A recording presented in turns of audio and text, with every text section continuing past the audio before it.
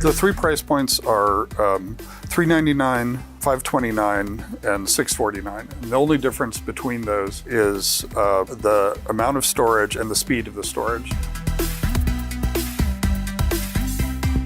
So for us, it's really, how does the press react? You know, what are they saying about it? What are they saying about it a year later, right? What's the perception? What are gamers saying? What are their reactions? What are our partners saying are the kinds of things that are most helpful to us? Because our assumption is, these are long-term decisions that we're making about how we can contribute to the health and the vitality of this ecosystem. And we're always going to be successful as long as that's continuing to happen. One of the things we're testing on this is that price performance is going to be one of the critical factors in the mobile space. And so we've had to be very aggressive in terms of pricing on the deck.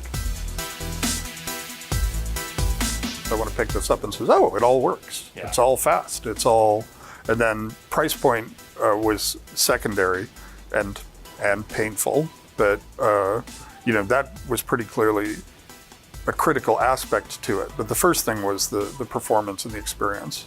Was the biggest and most fundamental constraint that was driving this. So our view is, if we're doing this right, that we're going to be selling these in millions of units, yeah.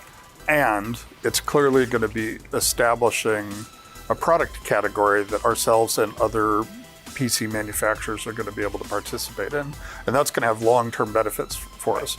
So that's sort of the frame in which we're thinking about this. There aren't sort of explicit, we think that this makes sense, and we think that this makes sense going forward at this price point. We don't have some tying ratio. We don't say, and then we have to sell 8 games, for each one of these, 8 games for each one of these cells, otherwise it doesn't make sense. Our calculus is more just sort of like, is this the right product, and is it a great way to test out the assumption that there's a huge amount of value both to game players and game developers to extending the PC ecosystem in this direction, right? That's the real test more than anything else. Stay tuned later this month for our full interview with Gabe Newell, and for much more on the Steam Deck, stay right here on IGN.